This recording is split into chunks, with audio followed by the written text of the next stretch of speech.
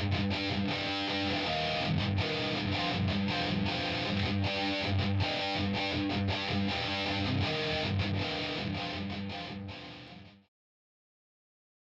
and welcome to No Seven's Dice Club College Football Edition, Week 2, 2023. I almost said 2003.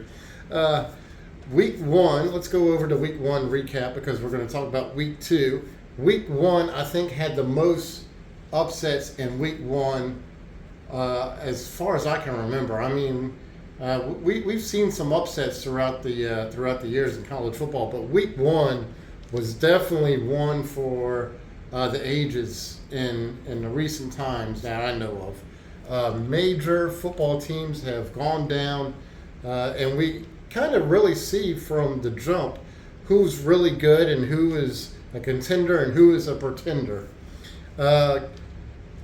Going into that, Colorado looks really good. TCU had blown coverages, blown assignments. They are definitely not the team of who they were last year. Colorado, I'll give it to you, man. Colorado looks good. Hats off to Deion Sanders. And I received so many comments after the TCU Colorado game. And guys, I'd be perfectly clear. I have nothing against Colorado. It's against Deion Sanders personally. I just don't like the way he did, how he, did the whole entire thing, bringing in, telling everybody. Anyway, you guys know where I stand with that. But I really do like how Colorado looks. The team, they played really well against TCU. I would like to see them play more, see how well they do in the Pac-12 when they play in Utah, USC, Oregon, all these great Pac-12 teams, or what used to be a Pac-12, because all that's going out the window next season or next year in 2024. But Colorado looks good. They came out the gate, and Coach Prime, he lived up to it, man. He said that we're gonna compete from the start of the whistle to the end of the whistle. We're going to give them that. Florida State looks like the number one team. LSU should have been up in that first half of that game, at least 2 more touchdowns going into half. But it didn't happen. Florida State, man, you got to hand it to them. I mean, they stopped them on the goal line, and they played really good all-around defense and offense in the first and second half of that game. To me, Florida State looks like the number one team right now, hands down. I know Georgia needs to play a legitimate team. Alabama's playing Texas this week. But right now, Florida State looks like the real deal, man. They got the offense and they got the defense. And something really made me really angry about how Brian Kelly and Jaden Daniels, if you guys watched the post-game speech that they both said, just really, really rubbed me the wrong way. Especially when Jaden Daniels said after the game, and they were interviewing him, and he goes, yeah, we were a little flat coming out of second half, but we expected Florida State just to roll over. Roll over? They're not rolling over for anybody. In fact, they mentioned all week that they were coming in to play pissed off because they only won that game by 1 point, and they felt like they should have won that game by 100. So they weren't rolling over for anybody, and it just goes to show you that is this really leading up to the biggest question I had going last year when we hired Brian Kelly for LSU?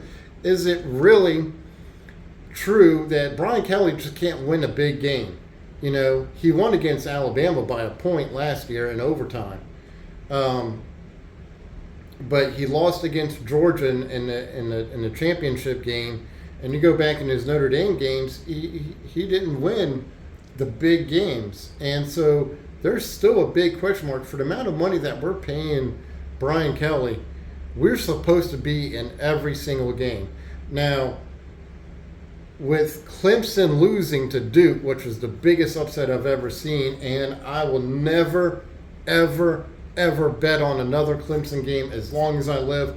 Lost a lot of money to that game. Clemson is just Clemson. And I look back at my notes last year, and Clemson never won me a single game last year. They were in the black book. Now they're in the permanent black book of never betting on them ever again. They look like they're in absolute trouble. Florida State is definitely the ACC team to beat, and they will be in the playoffs. And if LSU wins out, I really feel like we're going to see them again in the playoffs. But LSU's got to win every single game, and it's really, really tough sledding from here. So hats off to Florida State. Florida against the Utah. Billy Napier, man, I would not want to be in his shoes right now. I mean, everything was just wrong on all sorts of levels.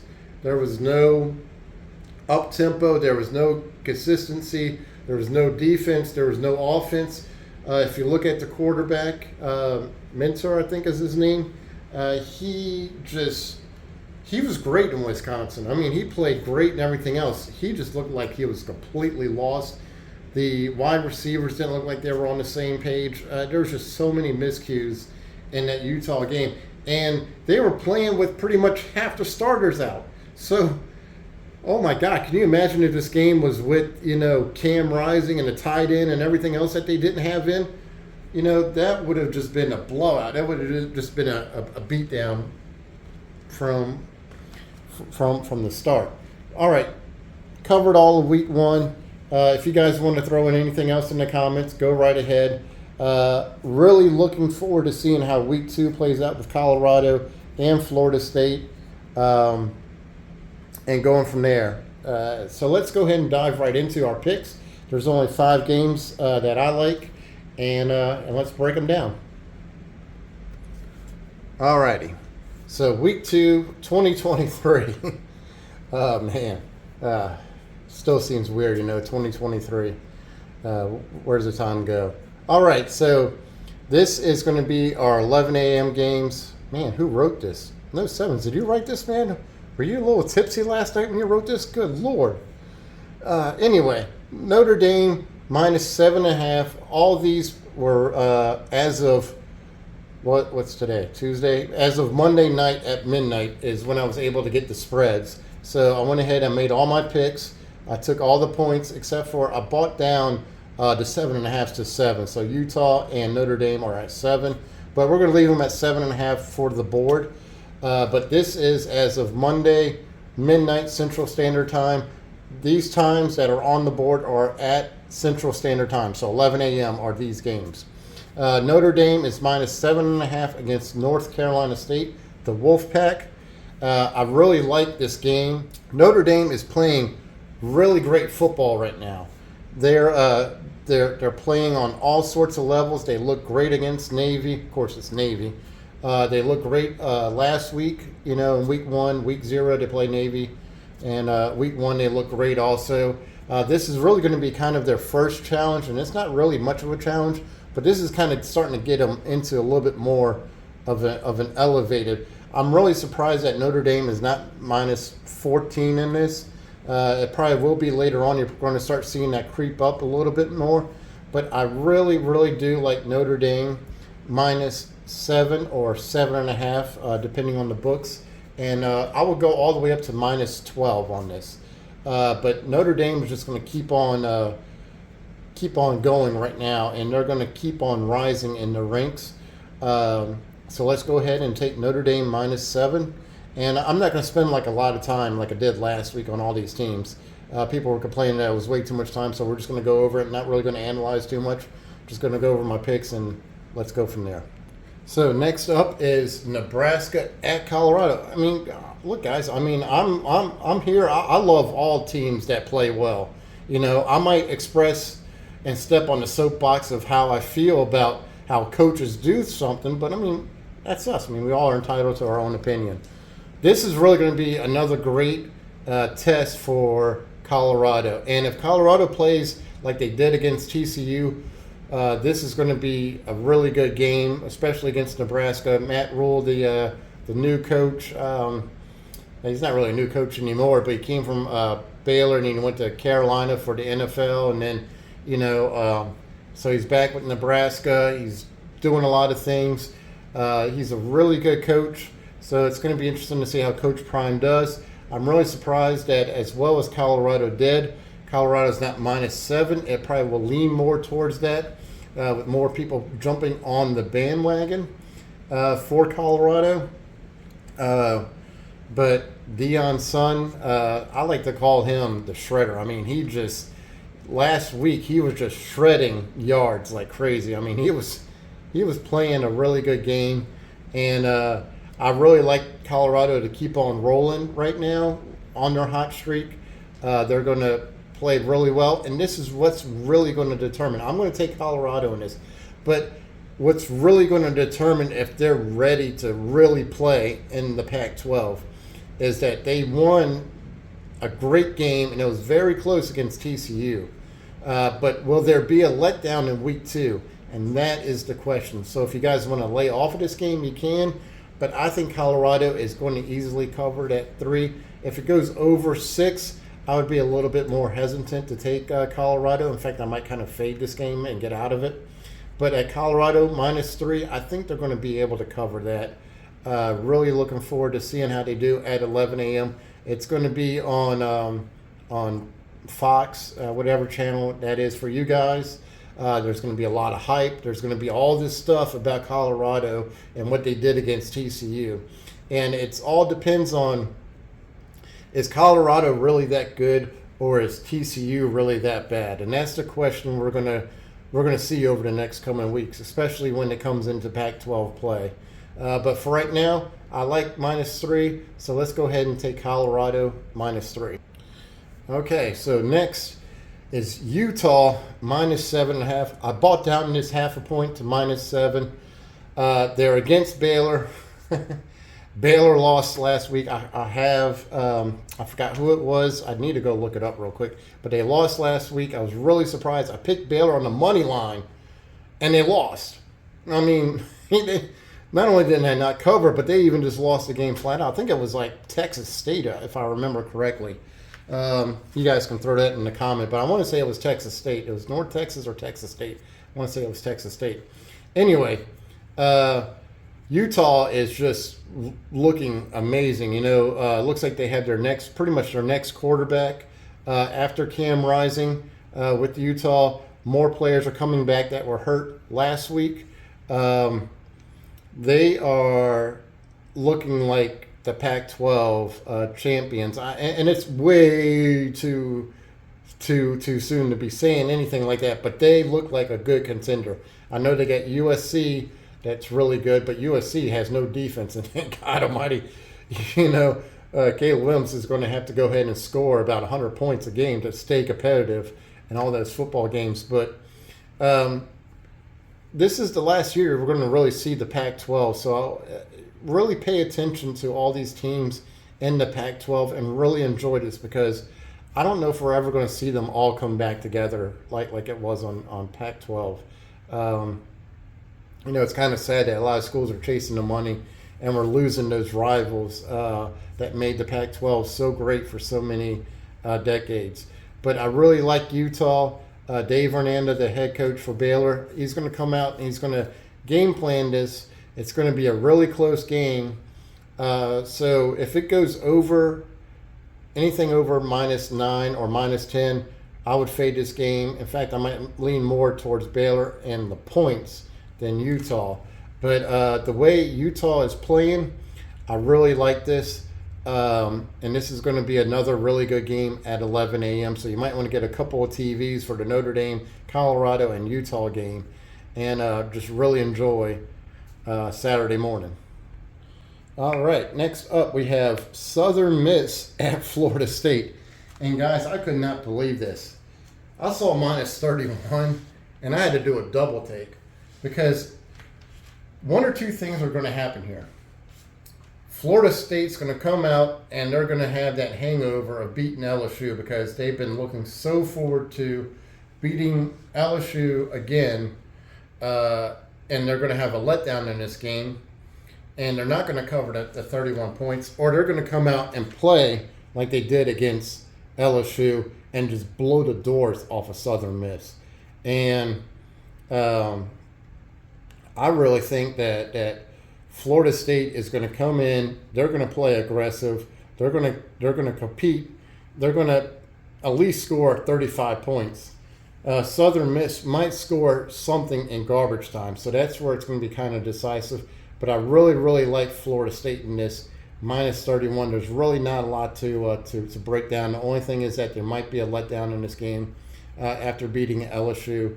But right now, Florida State is holding all the cards, and they need to win every single game decisively, just in case there's any kind of question after the ACC championship or any other game that moves forward. When they play these easier teams, they really need to make a statement. So look for Florida State to score at least 50 points or more in this game. They got all the offensive talent that they could ask for, and their defense looks great. So let's go ahead and take Florida State minus 31. And I mean, I'm a big time LSU fan. You guys know that. But I really want to go and check out a Florida State game. It's not that far from the house. I think it's a 5-hour drive. And I think it'd just be really cool, just to watch a different team, that whole entire chant that they have and everything else. I think it'd just be a cool experience just to go experience another stadium. If you guys ever do that, I like doing that a lot. So something you guys can add to your bucket list. And that game is at 7:30. I didn't mention the time. That's 7:30 Central. The next game is SMU at Oklahoma. And good Lord, no sevens for you. I think you were drinking too much last night. This game is at 5 p.m. And, oh man, looks like my 5-year-old son wrote this. They have the over and so the money line. Oklahoma is kind of favored really heavy in this game. They're minus 21 if I'm not mistaken. SMU is plus 500 on the money line, or Oklahoma is minus 700. Oklahoma blew the doors off of Arkansas State, and I thought Arkansas State was going to have a chance, but they didn't have zero chance. They laid a goose egg. Lost that game too last week. They scored in the 70s. I think it was like 75, 77 points Oklahoma did. Look for almost the exact same thing in this. I'd like to see Oklahoma scoring at least 20 more points than what SMU is doing. SMU is going into the ACC next year. If you haven't heard that deal, that is really crazy. I think they gave up all TV money for the next, 4 or 5 years, something like that. It's something crazy, guys. You guys can comment on what the craziness of that deal was, where they gave up TV revenue just to be part of the, I think it's the ACC, which is now, I guess, stands for, instead of the Atlantic Coast Conference, it's the anybody can compete conference now, or anybody can play conference, anybody's welcome conference, because now it seems like everybody's in the ACC. But anyway, getting down to it, I really like Oklahoma right now, so I really like the minus 700. Let's go ahead and take that money line and lock it in. All right, so I didn't do a big money line parlay because there's really not a lot of teams, and a couple of the sports books I was looking at kind of faded away from the definite guarantees of the parlays or the money line parlays. So we're just going to do a big point parlay, and it's pretty much all the teams we picked. So we're going to do Notre Dame minus 7, Colorado minus 3, Utah minus 7, Florida State minus 31, and Oklahoma money line for minus 700. And guys, that's pretty much about it. Last week, I don't think I even mentioned last week, we went 2-6. It was one of the worst starts that I've ever had for week 1. So week 2, looking for a good bounce, looking to probably go undefeated to really bring up that average a little bit, because man, I don't like to be on the losing end right away.